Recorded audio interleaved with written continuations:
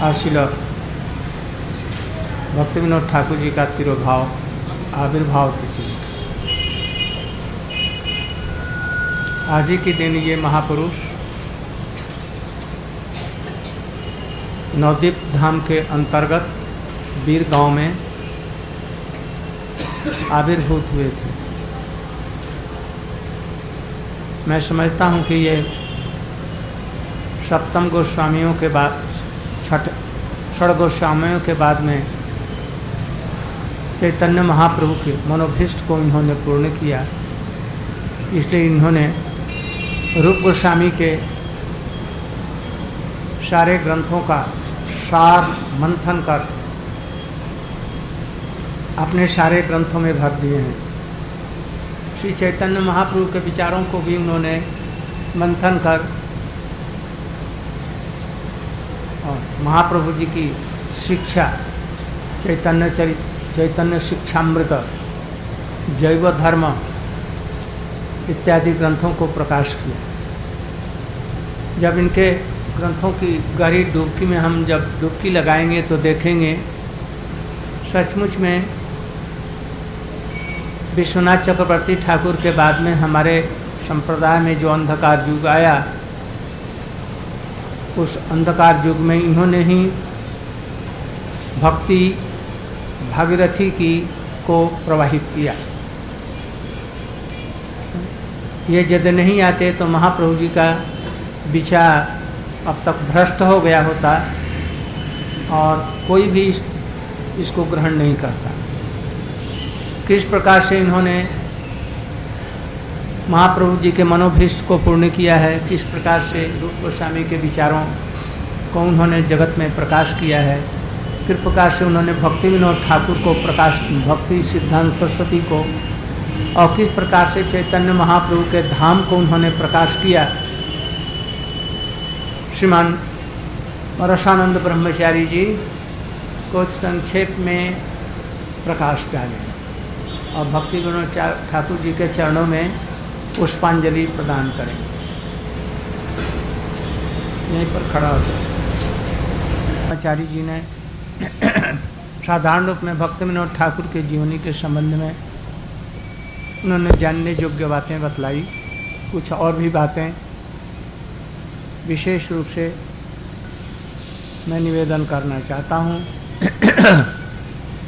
एक समय श्रील भक्ति विनोद ठाकुर जी वृंदावन में राधा कुंड और राधा कुंड के पास में ही सूर्य कुंड में गए। उस समय रास्ता बहुत ही खराब था, चारों तरफ डकैतों का भय। भक्ति विनोद ठाकुर जी ने मथुरा के डिस्ट्रिक्ट जज से पुलिस लेकर और रास्ते को बनवाया और उसको निर्भय बनाया जो लोग वहाँ जा सके। वे जगन्नाथ दास बाबा जी महाराज से मिले और जगन्नाथ दास बाबा जी महाराज ने उनको अपनी सारी शिक्षाएं उनके हृदय में स्फूर्ति की। उस समय बाबा जी महाराज जी के पास में बहुत से शिष्य लोग रहते थे। उन लोगों ने भक्ति विनोद ठाकुर से नालिश किया कि भक्ति विनोद ठाकुर जी, आप तो जज हैं, आप विचार कीजिए, हम लोग घर बार स्त्री पुत्र परिवार छोड़कर बाबा जी महाराज जी के पास में इस जंगल में आए भजन शिक्षा करने के लिए, और बाबा जी महाराज कहते हैं कि तुम बैगन का पेड़ लगाओ और फल फूल उगाओ और बगीचे बनाओ और उसे ठाकुर जी की सेवा करो। तो हम लोग तो इस काम के लिए नहीं आए। हम लोग भी ऐसा सोचते हैं कभी कभी, भिक्षा की क्या करने की ज़रूरत है और सब करने की ज़रूरत है। घर में जो काम करते थे यहीं पर वही कर रहे हैं। हम लोग भी ऐसा ही सोचते हैं, एक दिन में ही परमार्थ हम प्राप्त कर लेंगे और गोलोक वृंदावन में पहुंच जाएंगे। साधन सापेक्ष है। भक्ति विनोद ठाकुर जी ने उन लोगों को बतलाया कि जिसके अनर्थ निवृत्ति नहीं हुए हैं, संसारिक कामनाएं वासनाएं जिसके हृदय में हैं वो राधा कृष्ण का नित्य लीला स्मरण नहीं कर सकता, भगवान का शुद्ध नाम नहीं कर सकता। इसलिए उन लोगों को कुछ सुकृति करनी चाहिए। सुकृति नहीं करने से या तो हरिनाम करने के समय में सो जाएंगे या सांसारिक चीज़ें याद आएगी जैसे आप लोगों को होती है, शुद्ध भगवान की लीलाएं नहीं आएंगी। इसलिए भक्ति विनोद ठाकुर जी ने कहा कि बाबा जी महाराज जी ठीक कर रहे हैं, अनुभव की बात कर रहे हैं, ये मुक्त महापुरुष हैं, इसलिए तुम लोग जैसा कहते हैं वैसे करो। बगीचे में बैगन का पेड़ लगाओ, पौधे लगाओ, तुलसी लगाओ, फूल लगाओ और उसे ठाकुर जी की सेवा करो, इनके आदेशों को पालन करो, तो धीरे धीरे तुम्हारे अनर्थ दूर हो जाएंगे। अनर्थ दूर होने के बाद में भगवान के नाम में रुचि निष्ठा आएगी, रुचि आएगी और इस प्रकार से तब फिर भगवान की सेवा करने के लिए तुमको लोभ उत्पन्न होगा, फिर रागानुगा भक्ति का आश्रय लेकर के आगे बढ़ सकते। यदि तुम्हारे हृदय में अनर्थ भरे पड़े हैं, संसारिक वासनाएं हैं, तुम शुद्ध नाम नहीं कर सकता है, तुम भगवान की लीलाओं का स्मरण नहीं कर सकता, उसमें संसार की बातें ये सब आएंगी। इसलिए ये करना उचित है। भक्ति विनोद ठाकुर के विचारों को सुन करके उनके समझ में आया। अभी इन्होंने बतलाया, भक्ति विनोद ठाकुर जी ने, जैसे कि विश्वनाथ चक्रवर्ती ठाकुर जी ने हमारे गोस्वामियों ग्रंथों का सार 3 पुस्तकों में भर दिया, उसी प्रकार से श्री भक्ति विनोद ठाकुर जी ने गद्य में संवाद के रूप में, शिष्य और गुरु के संवाद के रूप में जैसे भागवत है, ऐसे ही जैव धर्म को प्रकाश किया, जिसमें एकाधार रूप में गागर में सागर की भांति उसमें सारे तत्व, दशमूल शिक्षा और रस तत्व का विचार हमारे रूप गोस्वामी के सारे ग्रंथों से, रघुनाथ दास गोस्वामी के सारे ग्रंथों से, कृष्णदास कविराज गोस्वामी, जीव गोस्वामी के ग्रंथों से लेकर उसमें संवाद के रूप में भरा पड़ा है। केवल एक ग्रंथ का कोई आश्रय करे जीव गोस्वामी श्री भक्ति विनोद ठाकुर के ईश का, तो प्रारंभ से लेकर अंतिम तक भाव दशा, उसके बाद में प्रेम दशा तक भी सिद्धि हो सकती है, किंतु गुरु के आप पदाश्रय करते हैं। उन्होंने रस तत्व के विवेचन में अंत में उन्होंने लिखा है, एकादश भाव और 5 पंचदशा इत्यादि का वर्णन किया है। संक्षेप में जो भक्ति स्वामी सिंधु उज्ज्वल मणि में समझना बड़ा भारी कठिन है, किसी भी ग्रंथ में समझना बड़ा भारी कठिन है। और जिस प्रकार से हमारे नरोत्तम ठाकुर जी ने अपने प्रार्थना में जिस प्रकार से इस भजन पद्धति को, रागानुगा भजन पद्धति को लिखा है, उसी प्रकार से भक्ति विनोद ठाकुर जी ने अपने 3 ग्रंथों में शरणागति, कल्याण कल्पतरु और गीति माला, ये सारे उपदेशों को संग्रह किया। अनर्थ अवस्था में हम किस प्रकार से शरणागति करें, भगवान के चरणों में शरणागति में दिया है। इसमें जामुन भावावली दिया है। जामुन भावावली माने क्या? जामुनाचार्य जो हमारे रामानुज के गुरु थे, वो किस प्रकार से स्तोत्रों में भगवान के प्रति शरणागति बतलाया है।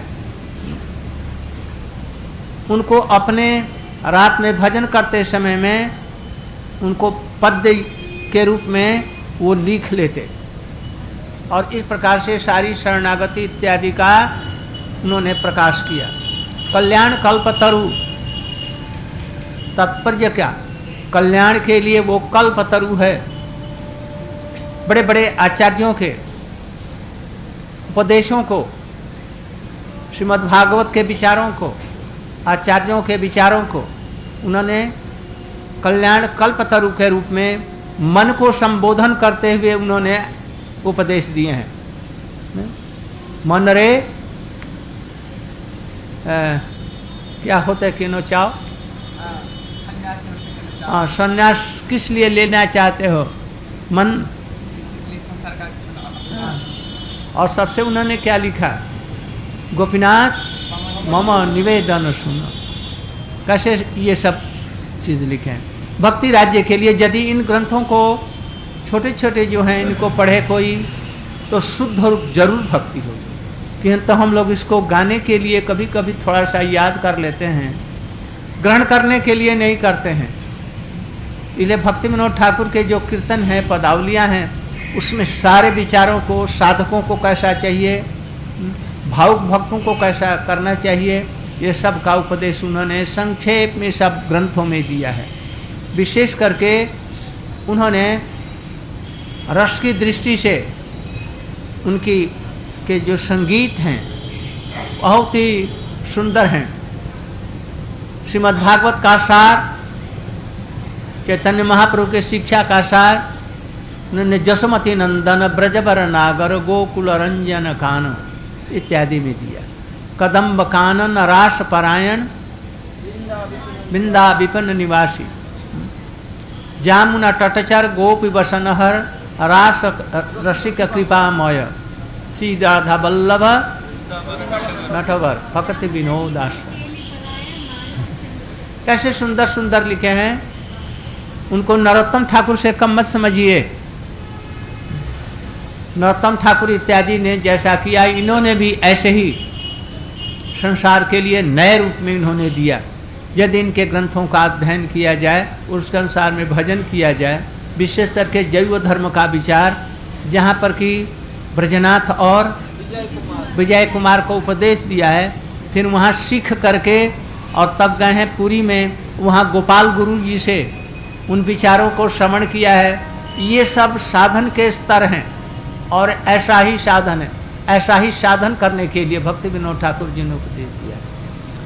लोगों के साथ में हमारा संबंध कैसा रहेगा, इसके लिए भक्ति विनोद ठाकुर जी ने कहा ब्रज विलास स्तव, क्या नाम है ब्रज, जिसमें संबंध बतलाया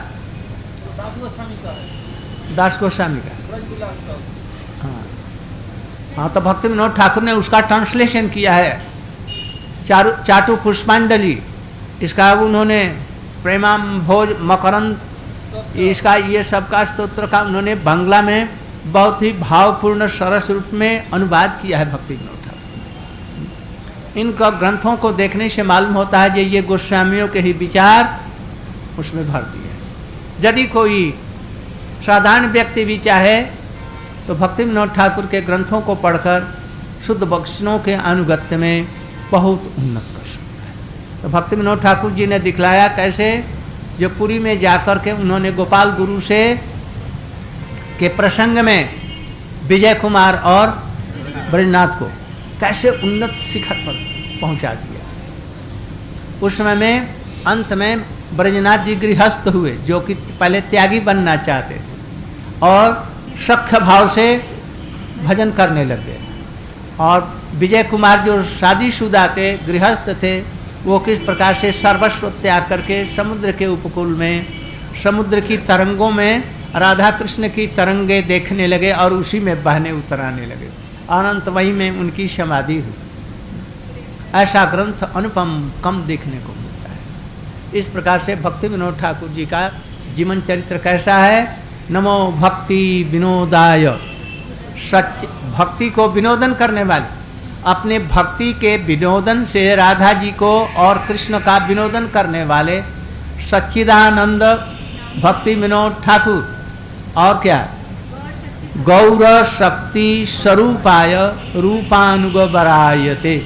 गौर शक्ति कौन है? गदाधर जी, उनके ये प्रकाश हैं श्रील भक्ति विनोद ठाकुर जी। गौर गदाधरी समझो इनको। और रूपानुग बराए थे, रूपानुग वैष्णव है। महाप्रभु के बाद में विश्वनाथ चक्रवर्ती ठाकुर और बलदेव विद्याभूषण के बाद में अंधकार युग आया। इसको श्रील भक्ति विनोद ठाकुर ने ही फिर से प्रकाशित किया और भगवती भागीरथी रूपी भक्ति रूपी भागीरथी गंगा को इस जगत में प्रवाहित किया। आज यदि भक्ति विनोद ठाकुर नहीं होते तो हम लोग एक जगह बैठ करके उनकी इस महिमा का गान नहीं करते और विश्व भर में ये प्रचार नहीं होता। भक्ति विनोद ठाकुर जी ने ही ये लिखा, पृथ्वी ते आछे जतो इस महाप्रभु की बात को इन्होंने प्रचार किया, भक्ति विनोद ठाकुर जी ने। देश विदेश में जो भक्ति का प्रचार हुआ, यह भक्ति विनोद ठाकुर की इच्छा से श्रील प्रभुपाद ने इसको, भक्ति सिद्धांत सरस्वती जी ने इसका प्रचार कराया। ये जो कुछ हो रहा है भक्ति विनोद ठाकुर इसके मूल में है। वे भी झाड़ूदार बतलाया ना, नाम हट्ट के, नाम हट्ट को इन्होंने चलाया और पहले बंगाल के नवद्वीप में और इसके बाद में भारतवर्ष के बड़े बड़े शहरों में और इसके बाद में विश्व में सर्वत्र इसका प्रचार किया। तो ये भक्ति विनोद ठाकुर जी नहीं रहते तो रूपानुग भी पथ धरा रह जाता और सब कुछ गड़बड़ हो जाता है। इसलिए भक्ति विनोद ठाकुर का हम लोग सभी ऋणी हैं, वैष्णव जगत ऋणी है, उनका ऋण कभी भी नहीं चुका सकता। आज रात हो गई,